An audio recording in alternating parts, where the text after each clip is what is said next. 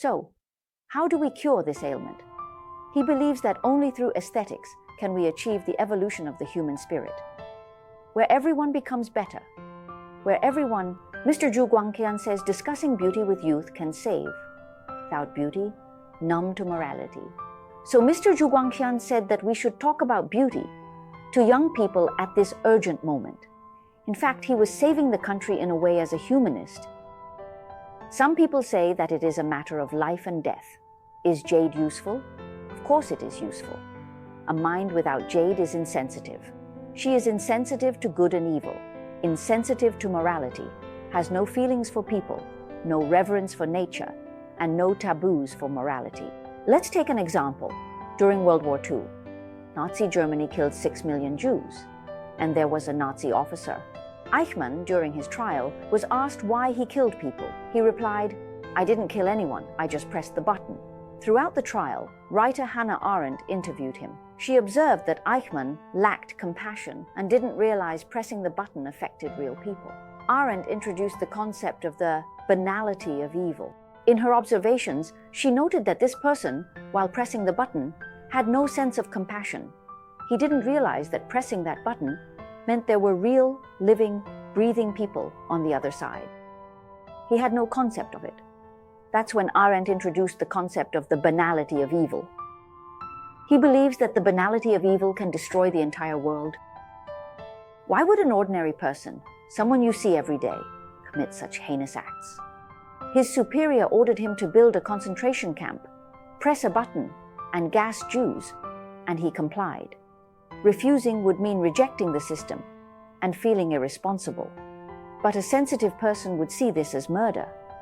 How can one justify it as merely following orders and becoming a tool? The real horror is not the evil itself, but the normalization of it.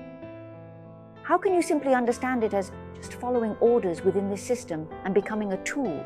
So what's truly terrifying isn't the evil itself, but people's normalization of evil. That's why aesthetic education is our most important weapon against mediocrity and evil.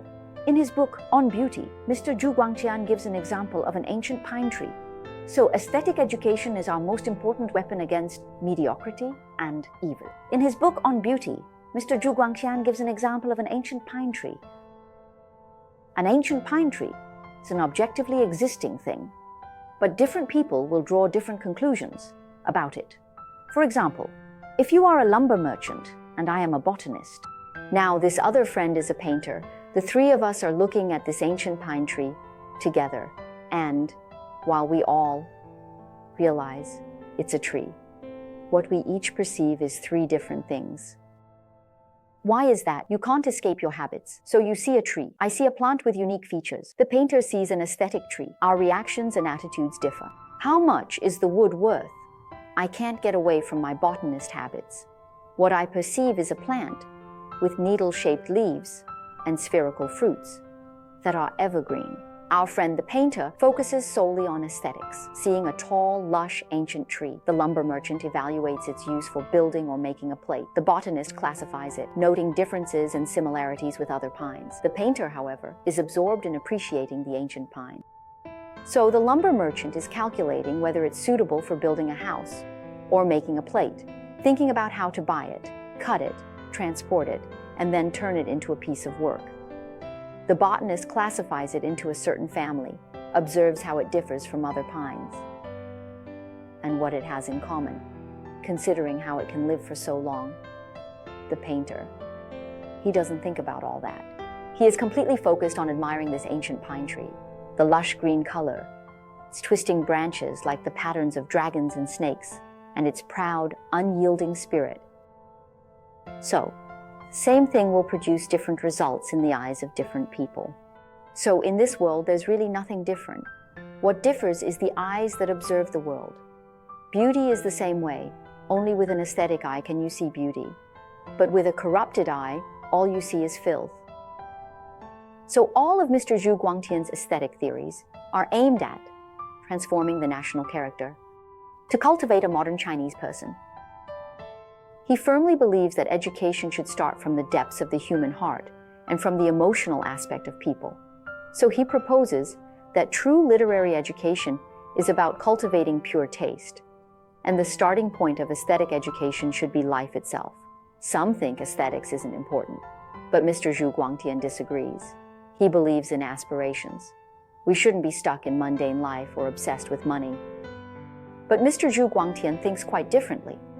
He believes that aside from having enough to eat and wear and enjoying a comfortable life, a person should also have noble and pure aspirations.